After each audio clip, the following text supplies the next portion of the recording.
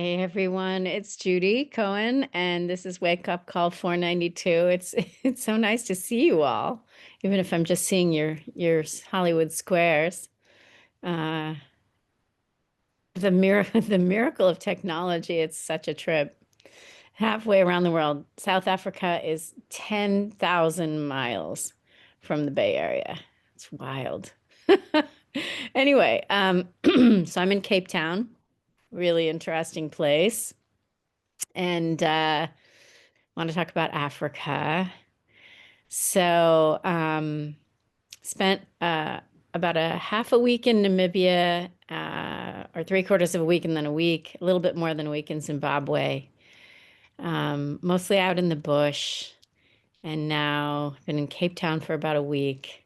And this is my only experience with Africa, all of that. So, but I want to just share some impressions of a few weeks on this amazing continent. Um, so we were last together. It was May 14th. I'd been talking about the three trainings, Dana Sila, Bhavana, or generosity, ethics, and concentration, and these three kinds of generosity. And I'm going to get to the Africa part, I promise. The first is giving stuff, right? So giving away clothes, giving away money, even giving away help and advice.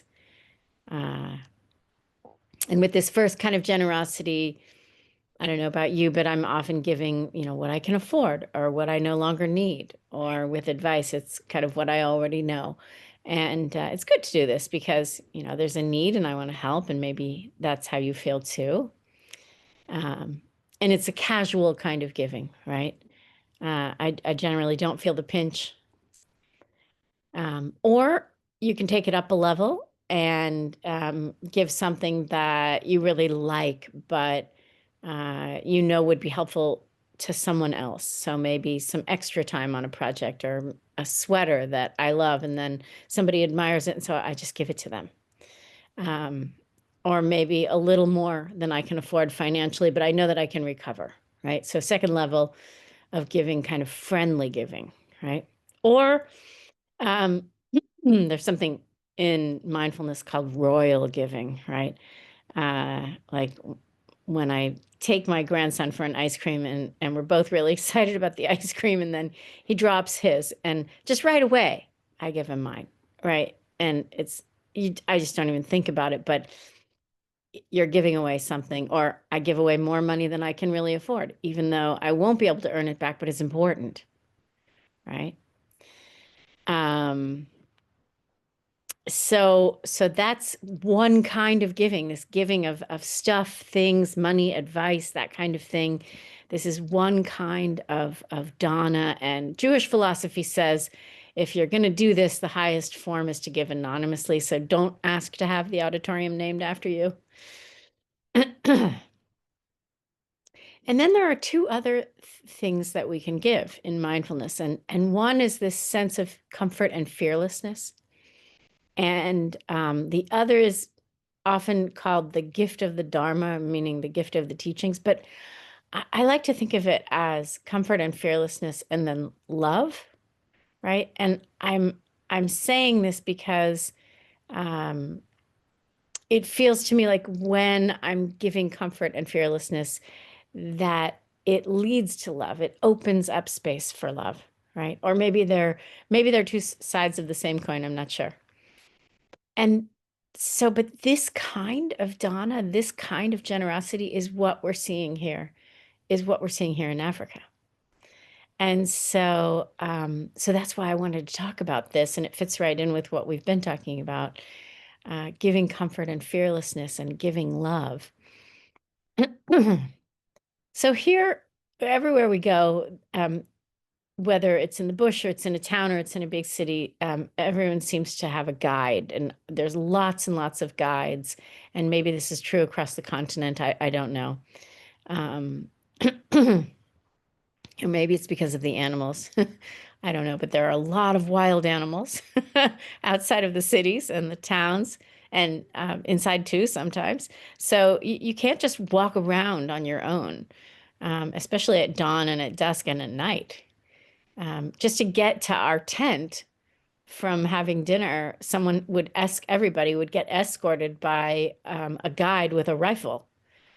Uh, so you have to have a guide. And then, plus, there are, of course, language challenges, although a lot of people speak English.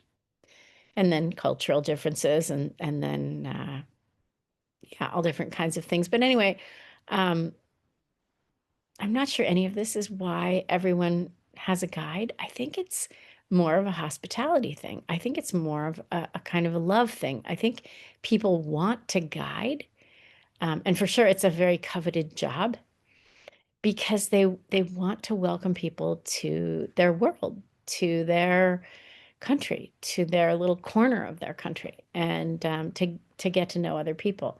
So it's this very coveted job, and it's a hard job to get. There are years of study and apprenticeship, and working with experienced guides. There are multi-day exams to get certified as a guide, and you have to know like every Latin and common name of every plant, animal, bird. For the plants, they're ancient, their current medicinal uses. For the birds and the animals, their behaviors and migratory patterns and dietary characteristics. I mean, it's really impressive. And so I mentioned in last week's email that one guide told us that a big element of the training is how to get along with people from different backgrounds, which makes sense, right? And when we drilled down and we asked how they learned that, he looked really surprised. He kind of like had this very shocked look on his face, and then he said, "Well, they teach us to love everyone." And it was just like this young guy with a rifle, and it was just really amazing. And so it seems like they're learning what we're learning, right? How to cultivate kindness and compassion and generosity and patience and love, um, which points for me towards this giving of comfort and safety, this type of dana, of generosity, right? Because when I'm doing that, when I'm being kind and loving, I'm doing a few things, but the biggest one, in one way of thinking about it, is being generous, giving the gift of comfort and safety, right? Because when I'm being kind and loving, I'm not being mean or grumpy or threatening or aggressive. And so I'm creating this field of comfort and safety around me for other people. I'm making it safe for everyone, comfortable for everyone, right? It's such a big deal. It's such a an important use of mindfulness, and something that I think we don't talk about enough. And especially as lawyers, it's like, can we be these passionate advocates at a time when our work is so desperately needed, and gosh, with everything that's going on in the US, really our advocacy and our intensity is so important. But can we make other people feel safe and comfortable around us? Can we still win if we do that? So um, it makes sense to me that this is what these guides are learning. And it's true that, I mean, we haven't had one person, not one person, who's been grumpy or acted frustrated or seemed biased against us, or who looked impatient or bored, right? And so essentially, what's happening here is the cultivation of character, right? Here with all of us, and then here in this beautiful on this beautiful continent, right?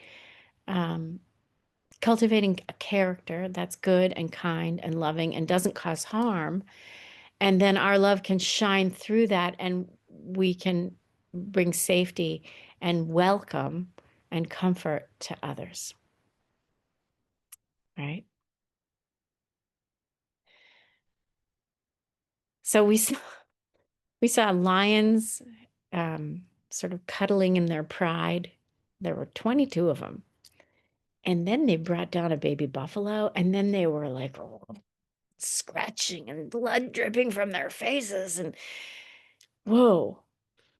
And we saw buffalo, and we were told, like, they're the most fierce. Stay away from them. They will just come right at you and mow you down. And we went on a walk, and we were 15 meters from a herd of elephants who would have made mush of us. And we heard these stories about that happening, and you have to stay silent. But but the humans are so full of generosity, right?